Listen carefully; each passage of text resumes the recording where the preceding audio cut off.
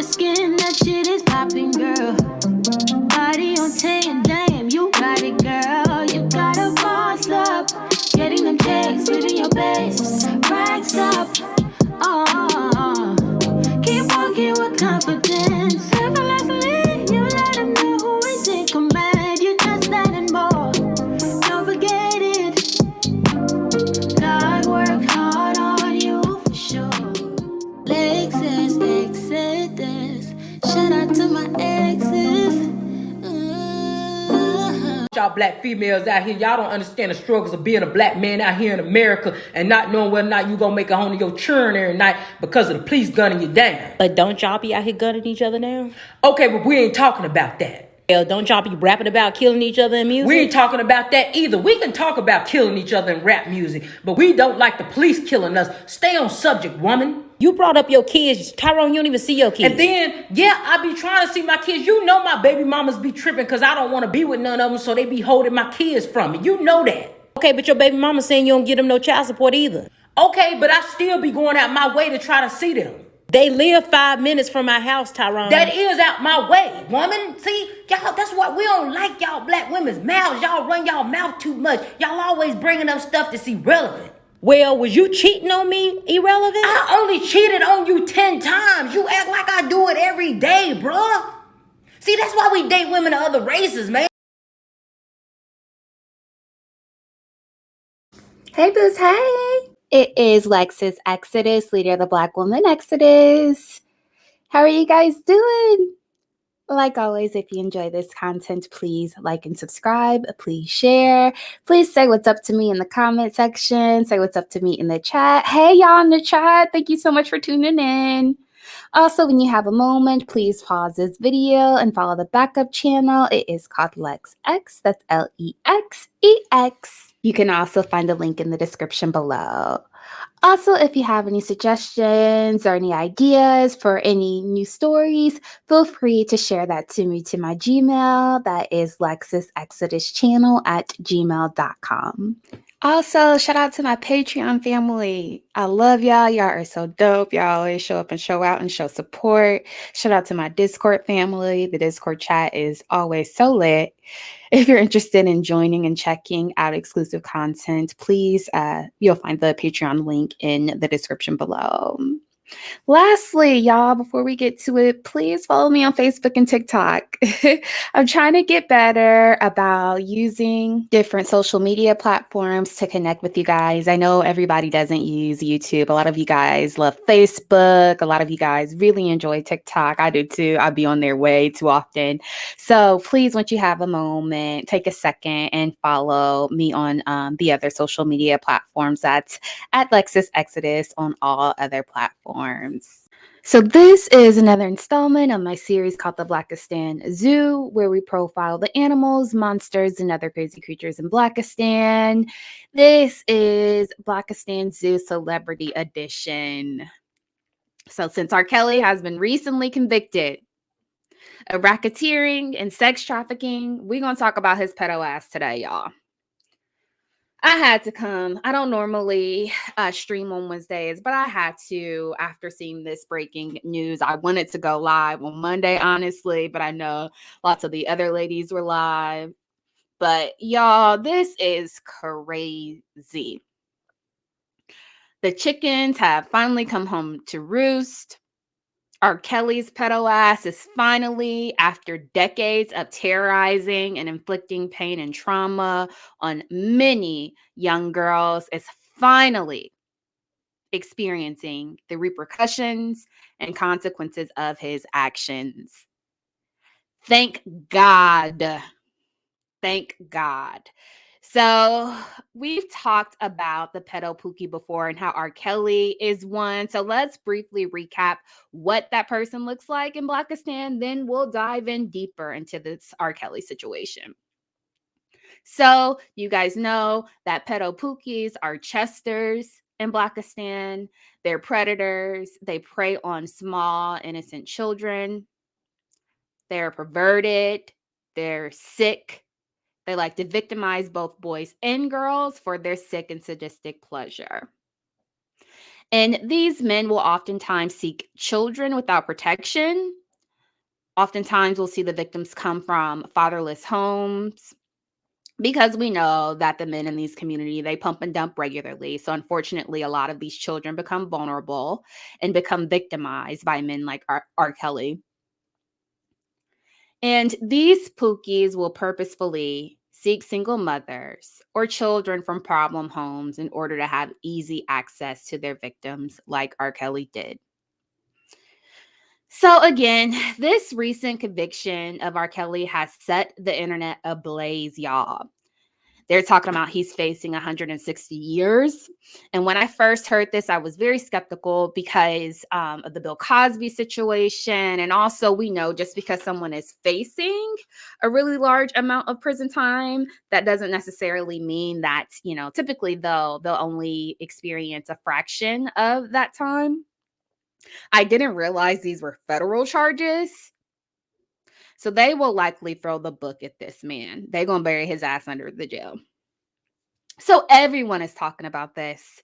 So I want to review this from a different perspective, though. So everyone is talking about, their knee-jerk reactions to this verdict, what their initial thoughts are.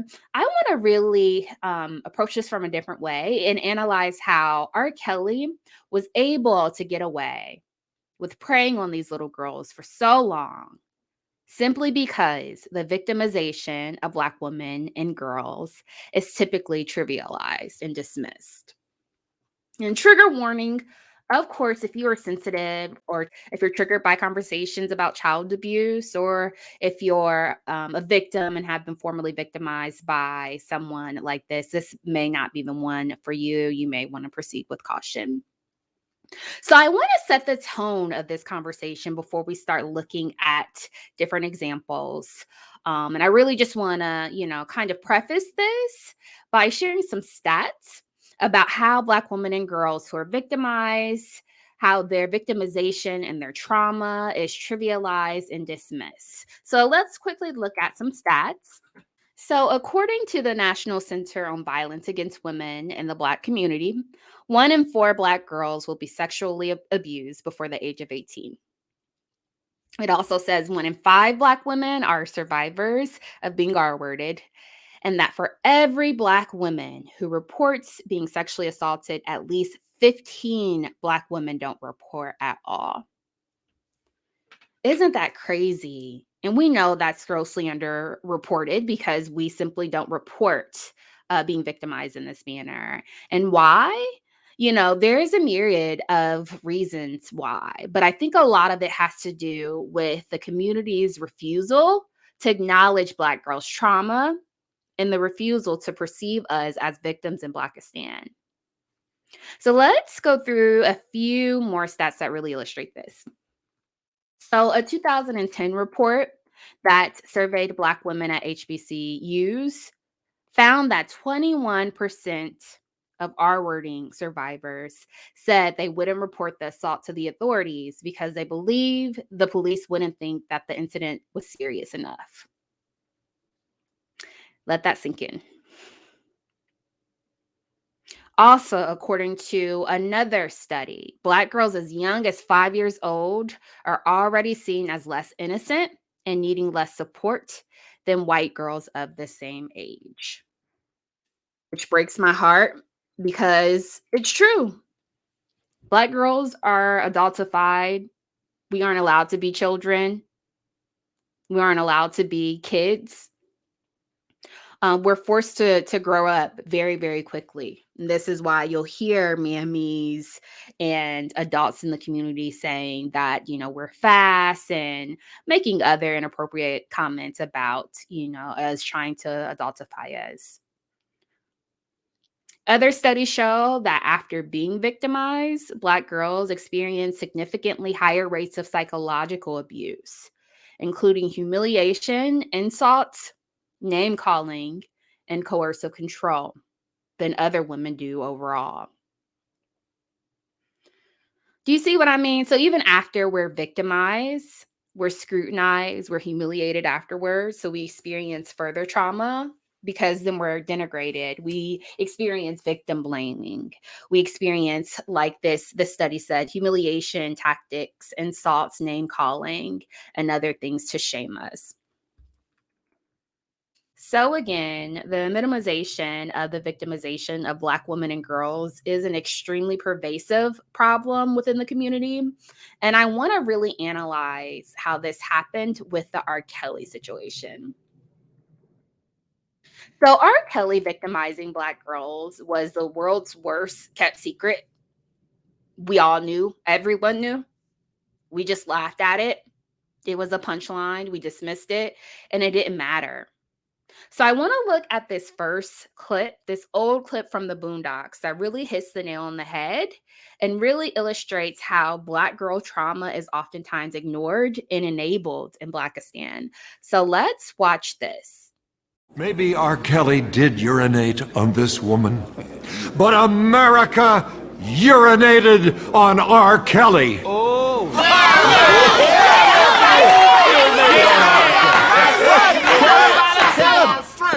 And if you let them put this man in jail, America will urinate on each and every one of you. Salaam alaikum. Walaikum salam, brother. Please, people! You saw the tape! The girl testified she was underage. You're not allowed to do that to a little girl! We have a videotape! Go tell that to your white bitch. Mm-hmm. But the girl was... prosecution rests. Ladies and gentlemen of the jury, all that needs to be said is this.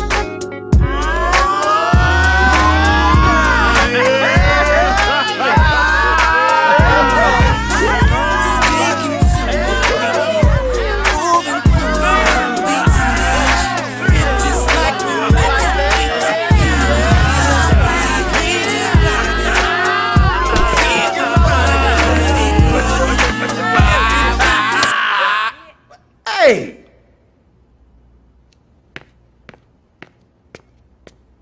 What the hell is wrong with you people? Every famous nigga that gets arrested is not Nelson Mandela? Yes, the government conspires to put a lot of innocent Black men in jail on fallacious charges. But R. Kelly is not one of those men. We all know the nigga can sing. But what happened to standards? What happened to bare minimums? You a fan of R. Kelly? You want to help R. Kelly? Then get some counseling for R. Kelly. Introduce him to some older women. Hide his camcorder. But don't pretend like the man is a hero.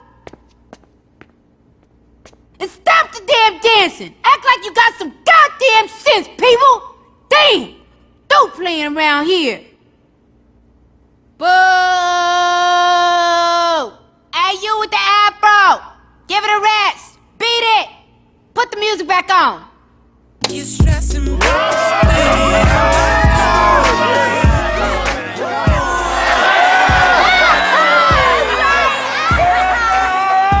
I did battle with ignorance today, and ignorance won. I admit that I'm often vexed at the behavior of my own people. Yeah, vexed is a good word.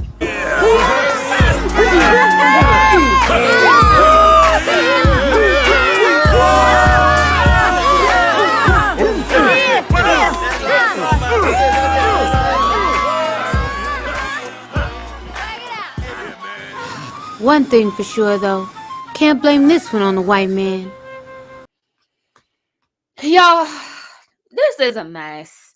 And this was so old. This is at least 10 years old. This was satire, but this was true. This is exactly how Blackistan reacted. And you notice the attorney is referring to the victims as women. And that's because Blackistan girls aren't allowed to be children. The defense deflected and made it seem like this was some sort of conspiracy theory to take down this king. And that's what Blackistan did back then, the first time he was in court for these charges. And I don't know if we thought he was trying to buy NBC or something. Even the white attorney, he even said, Assalamu alaikum. And they ate that ish up. But that's how it really is within this community.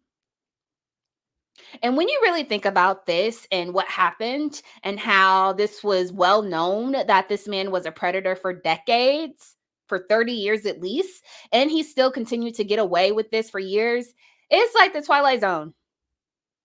I mean, the nigga was on camera, for God's sake, and we still acted like he was innocent. And I've been looking at a lot of esoteric content lately. And it's so funny because on TikTok, I keep suggesting videos about us being stuck in a simulation, different theories about people theorizing how we're stuck in a sim. This isn't real life. And you know what? I'm not a conspiracy theorist, but stuff like this makes me wonder. It's like, is this a glitch? Are we in a matrix or something? Because how did we let this fly? And for so long, y'all, this originated back in the 90s, I think was when he got married to Aaliyah. She was 14 years old and the Dusty was 28. And we still allowed him to go scot-free, get away scot-free away with doing this vile behavior. And I've never seen this sex tape because it was such a very long time ago. I was extremely young at the time, but I remember vividly the adults in my life talking about it. And I remember my parents confirming that it was clear as day that this was obviously this man. It was this man who was victimizing these young girls. And I remember I wanted to go to a teen party, and my father had a conversation with my older cousin saying, no, I don't think that's a good idea because, we don't want her to get R. Kelly. You see what I mean? So this was a well-known fact years ago that this man was a predator, but Blackistan continued to support this man. I mean, even after the sex tape came out, he continued to release music that went #1 on the Billboard charts. He was nominated for several awards, and he continued to have a very successful career. Okay, so I want to get into some examples over the years of Blackistan trivializing these girls' trauma and their victimization. So the R. Kelly situation became a running joke. It was a very sick one and sadistic one, but we know Blackistan doesn't take anything seriously, especially when it comes to the victimization of Black girls. But I first want to review this old clip of Charlemagne the God making light of the sexual assault of these girls and talking about it very flippantly. So let's watch this. And it took some digging for me to find this because, Charlemagne used to be a mess back in the day. He's had a lot of PR work done to kind of make over his image. So this was very difficult to find, but I want to listen to this because I really think it illustrates how problematic and how toxic things were. Two things. Number one, he taught me how to eat. Shout out to Kelly. I learned how to eat because of the R. Kelly tape. That's true. And the PPM thing is still one of the most legendary, incredible things I've ever seen in my life. I still don't understand how a man could and then pee right after and then again. That happened. Wait, that happened? He on this little 14-year-old girl. Then he peed on me like it was like the sperm came out, pee came out, sperm came out. Do y'all hear this disgusting ass shit? Do y'all hear this shit? This is crazy. So Charlemagne, multi-millionaire, Charlemagne media mogul who has several television shows, who's appeared on MTV, who has a nationally syndicated radio show, who is a book author, is on record vocally discussing about how incredible the R. Kelly sex tape was because it taught him how to toss salads. And also, he couldn't understand how R. Kelly was able to ejaculate, urinate, and then do it over and over again on this 14-year-old girl. This is sick, y'all. And he's joking about it. I'm so glad the internet doesn't forget because I remember hearing him talk like this vividly back then. I followed Charlemagne since the beginning of the Breakfast Club. So over a decade ago when they first started the show. And this polished, media-friendly, see the God that he portrays himself as now, it's not who he was. He used to be very, very problematic. He is very problematic. He's just done a media makeover because you have to in order to be more mainstream friendly and to make money. But anyways, he would always say this. And I'm so glad that someone has this recorded, because he would always just talk into detail about how incredible this was. I remember him talking about how he, R. Kelly spent the little girl around on a chair and began to toss her salad. And this is why a lot of us we were shocked when Charlemagne ended up appearing on the Surviving R. Kelly documentary. Because it's like, here this man has trivialized the R wording of these Black girls over and over again. He also has his own R wording allegations himself, and they decided to invite him to speak on this documentary. And this just shows you how insignificant, though, our victimization is and our trauma is in Blackistan. Because these men will openly joke about horrific acts like this. They'll make fun of traumatic experiences like this when it happens to Black girls, and they'll still be successful. They'll still be unscathed. Exodus. Shout out to my exes. Hey, y'all. It is Lexus Exodus, leader of the Black Women Exodus. If you didn't know already, Black women are beautiful.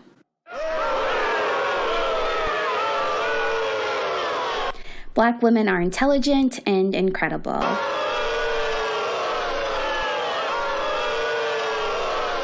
Black women are phenomenal and make great wives and mothers. I want to speak to your manager. Black women should be respected and deserve to be loved. Hey, shut the fuck up. Black women deserve to be treated like human beings at least.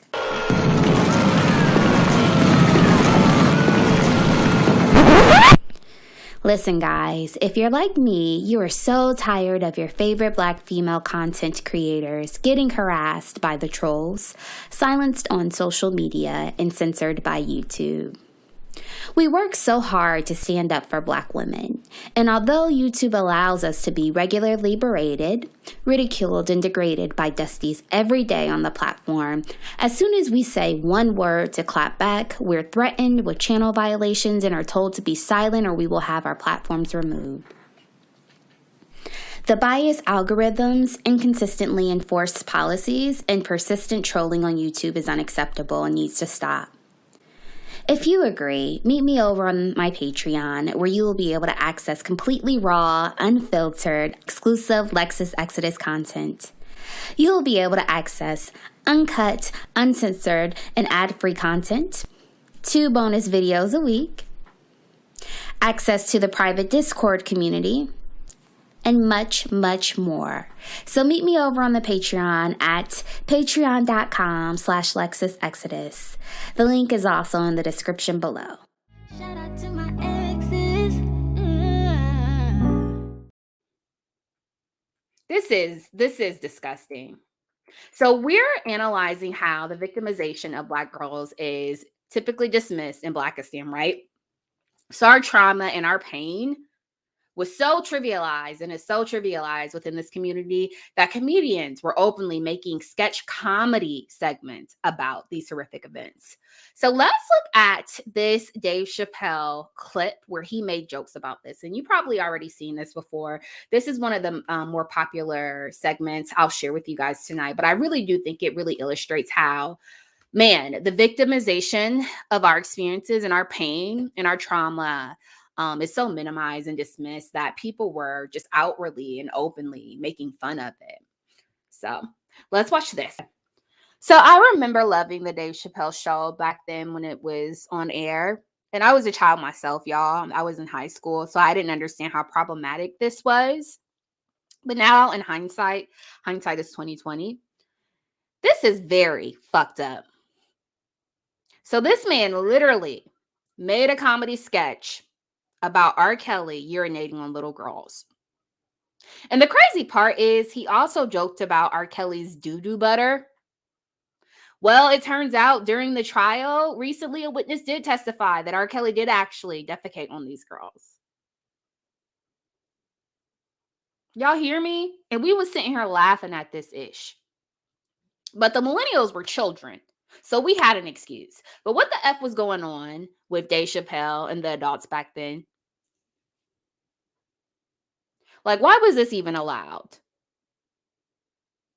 But this trivialization of Black girls' victimhood, it made it okay. Because that's what's normalized within these communities. That's why this man was allowed to continue to victimize innocent children over and over again for decades after. And he wasn't forced to experience a reckoning until now. So I want to show you guys this next skit.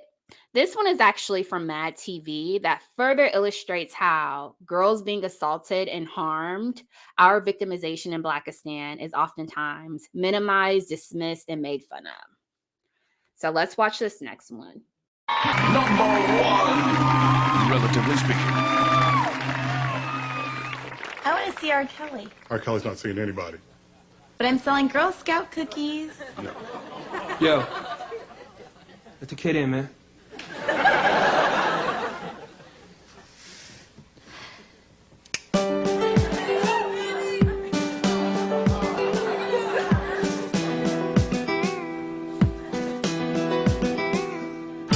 Little girls like me, I'm a singer. Oh, that's why I got you wrapped around my finger. I got a camera, set up the shooters. Oh, I like them young like Jerry Lee Lewis. Girl, I'm so glad you came backstage.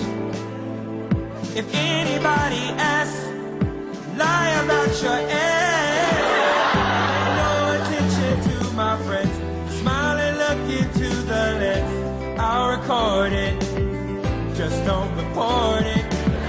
Don't worry, I've done this before. I got tapes stacked on the floor.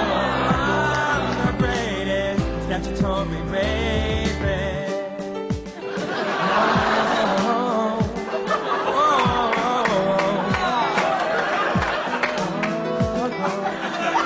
Hasn't been long since you played with your dolls, but grass on the field means you can't play ball. Batteries running, all the power. Oh, looks like I won't take my golden shower. Don't tell authorities my name. Now I gotta go sing at the Olympic Games. You're my princess, I'm your prince. I'm taking one box of Thin Mints. I'll pay you later, you little jailbaiter. I guess it doesn't make much sense. I've created evidence to show I'm the greatest statutory rapist. I believe I can get away with it. Yeah. Oh, oh, oh, oh, oh, oh, oh, oh, yeah. Oh, oh, oh,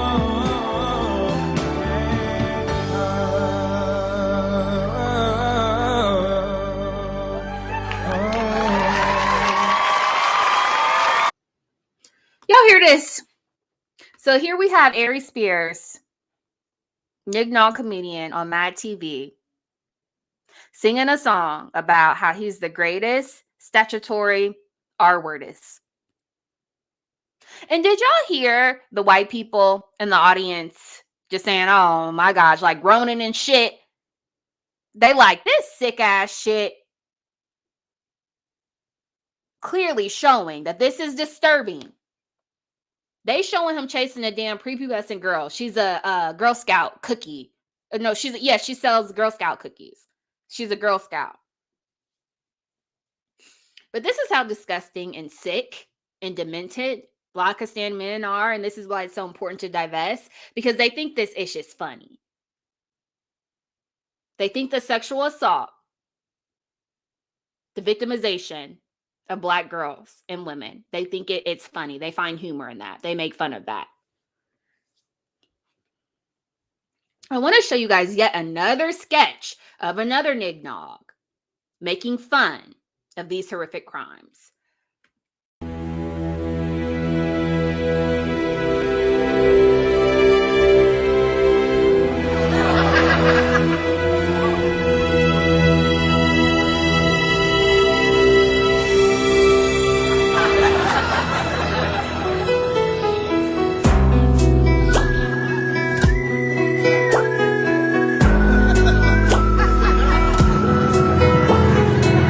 It's early in the morning, I'm just waking up.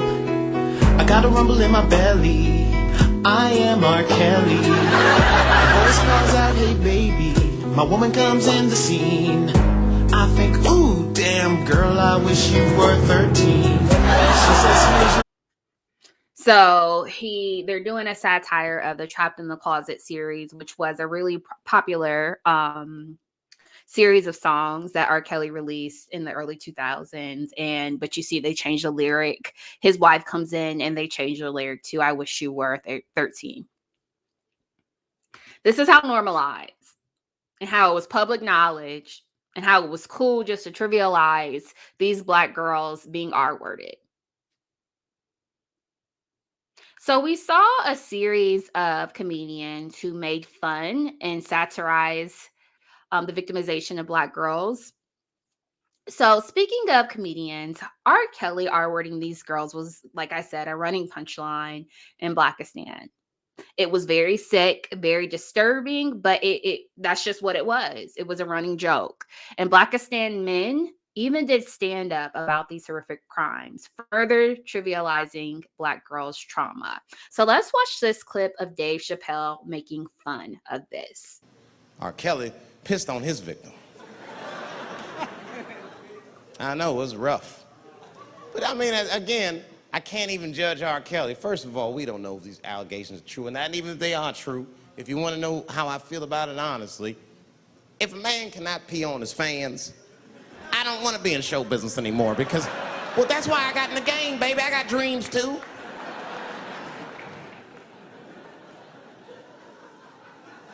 You guys are confusing the issue. While you guys are busy worrying about if R. Kelly even peed on this girl or not, you're not asking yourself the real question that America needs to decide once and for all. And that question is, how old is 15 really? No, that's a good question. That's a good question. I'm not saying that a person is as smart as they're going to be at 15. That's not what I'm saying, man. But I am saying 15 to me is old enough to decide whether or not you want to be pissed on. I mean, that's for me. If you can't make a decision like that by the time you're 15, then just give up, motherfucker, because life is way harder than that. I make tougher decisions all the time. If you don't want to get pissed on, just get the fuck out of the way. It's not even a decision. If I start peeing on the front row, they're not going to have to calculate and think, oh, how do I feel about this? Am I okay with it? They just move. You can do that at 15. I could have. I've been 15. When I was 15, I was doing stand-up in nightclubs. I smoked reefer from time to time. Friends were selling crack. I was trying to finger fuck people. I knew what was happening around me to some degree. Getting pissed on was the least of my worries at 15. Okay, so Dave Chappelle is making fun of this, trivializing this really traumatic, very painful, life-altering situation. He's talking about he should be able to pee on his fans because he's a celebrity. He also talks about 15 is old enough to decide if you want to be peed on or not because they could just move. And this is what I mean. These girls were preyed upon. They were manipulated. They were taken advantage of. They were groomed. They were sexually assaulted. They were R-worded. But this type of culture is so normalized in Blackistan. He doesn't care. Black girls aren't seen as children or as victims. So this is normal. Okay, let's look at this next clip of comedian Bill Bellamy making fun and trivializing these girls' experiences. Jay-Z was hot, but R. Kelly, it's hard to watch R. Kelly. R. Kelly make it's hard, y'all. It's hard. And I like R. Kelly. That's my man, but damn. I mean, you know, I seen the tape. I got it in my room. When you seen this sex tape and you go to the concert, you can't enjoy the music, because now when you hear the music, you hear shit you didn't hear before. You be like, oh shit. Like you hear your favorite songs, R. Kelly music got double meaning to it now when you really listen to it, right? Your favorite song, you know, it'd be like, my mind's telling me no, but my body is telling me yes, baby, I don't wanna hurt nobody. But there's something I wanna confess. I don't see nothing wrong with a little bump and grind. I'm like, I bet you don't. Every song is like that. Seems like you're ready. Pretty girl, are you ready to go all the way? Oh, shit. What the fuck is going on? All his songs is like that, right? I hear you calling, here I come, baby, to save you. Oh, oh. Why you gotta say, oh, oh? Baby, no more stalling. These hands have been yearning to touch you, baby. Ooh. Now that you come around, seeing it my way, you won't forget it, baby. You truly won't forget it, baby. It's unbelievable how your body is calling for me. Shh.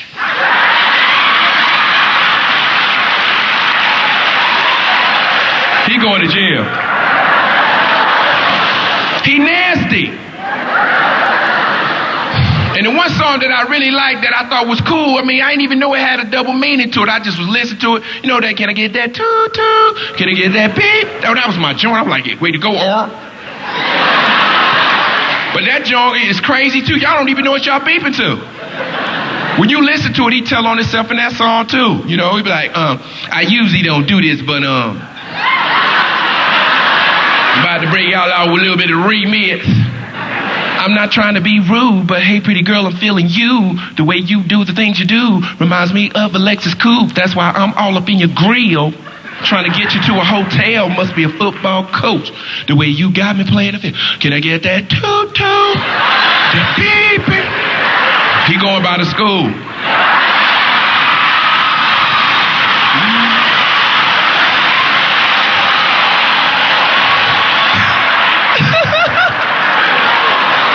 Going by to school. Can you see R. Kelly outside one of the little elementary schools? Toot, toot, beep, beep.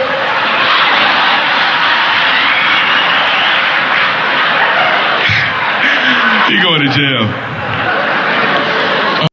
Do y'all see this? So Blackistan knew that this man was a predator. We like to pretend that this surviving R. Kelly had some type of epiphany and some information that we didn't know. It was like this revelation. In that documentary, I know they talked about listening to his music where he talks about all this problematic behavior that he engaged in. So then everybody suddenly started streaming everything on Spotify to dissect these lyrics. But we already knew that. Bill Bellamy just said it. This was years ago. He talked talked specifically about how problematic the songs were and how they detailed instances of him abusing young girls. I mean, he called himself the Pied Piper, for God's sake. I don't know how transparent and out in the open you can be. And I was a teenager when he started doing that mess, and even then, I knew something was wrong. So we all knew this was a well-known fact. Instead of calling a thing and really, calling him out and calling him to the carpet and holding him accountable, these men just made jokes about it and capitalize off of it by incorporating it in their stand-up and in, their movie references and then their television show references. Okay, so here's another clip where Chris Rock openly jokes about this on the VMAs. So let's watch this next one. Y'all, and I'm telling you, these are endless. These examples are endless. I didn't have to search far to find all these. This man, he was hiding in plain sight. Blackistan men knew. But instead of holding the other men accountable within this community, they rather capitalize off of this shit and make fun of it. That's what these men do. There's no protection of the women and girls in this community. They just gonna make fun of it and diminish your experience and trivialize it. So let's watch this. So Lord knows what he'll say about your black ass, okay? And Eminem's a white rapper, so his record's gonna be on every station, the country station, the talk station. The black rapper's just on Hot 97. Now you gotta watch where you sit, everybody. Can't sit 50 near Ja Rule. You can't sit Jay-Z near Nas. Everybody gotta watch out for. You got the Olsen twins over there, so then you gotta put R. Kelly way up there.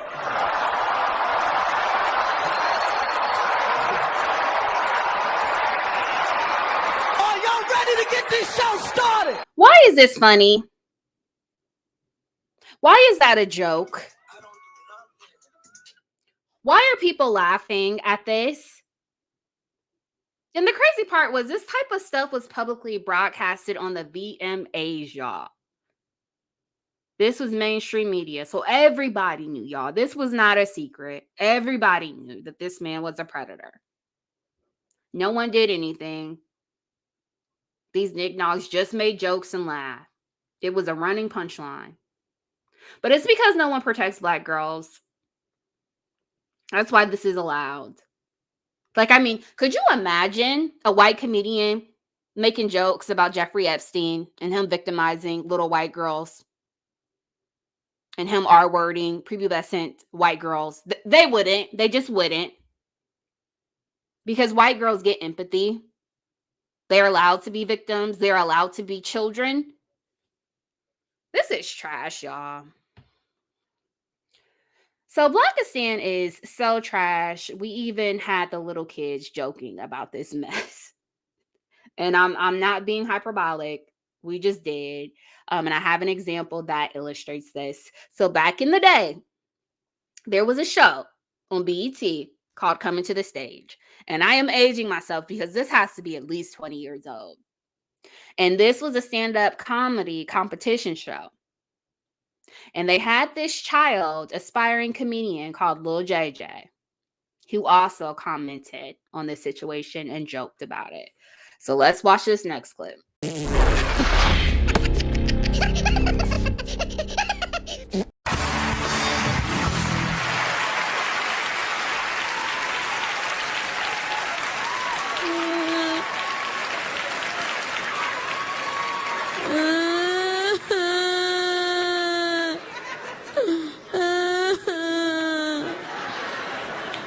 Man, y'all not gonna ask me what's wrong? Now I'm gonna cry again. And I want y'all to say, what's wrong, JJ? All right? Y'all got that?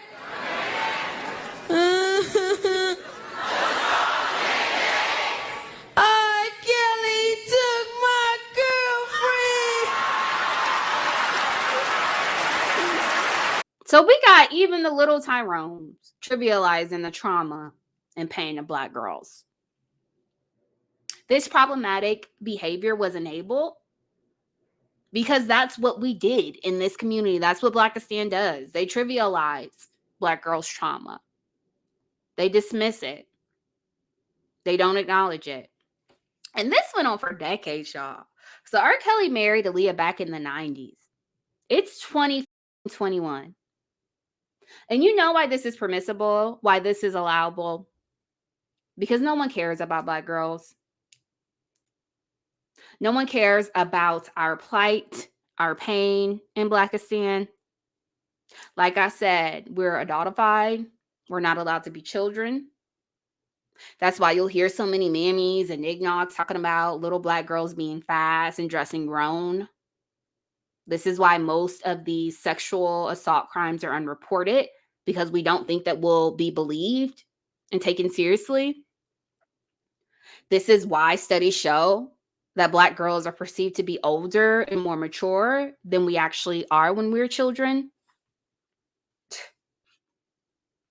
Blackistan dismisses our pain. And for years, these girls being R-worded, being assaulted, he was convicted for trafficking. They were defecated and peed on. For years, this was publicly laughed at. And it all was just a joke. Because only in Blackistan, with these men, can you be traumatized, experience a life-altering event that changes the trajectory of your life, that permanently changes you and inflicts you with pain. And you suffer from it for the rest of your life. Only in Blackistan will these fools make it a comedy skit over and over again, and it's a running punchline. This community is toxic, y'all. It just is. And I am not, by the grace of God, I am not a survivor of child abuse, but I can only imagine how triggering this is for someone who experienced this type of assault as a kid, to be exposed to this type of humiliating, painful, dismissive behavior over and over again. Y'all need to divest. If not for anything, do it for your mental health, because this is not normal. This is not healthy. All right. That's all I got. Thank you so much for listening. Until next time, see you guys. Bye.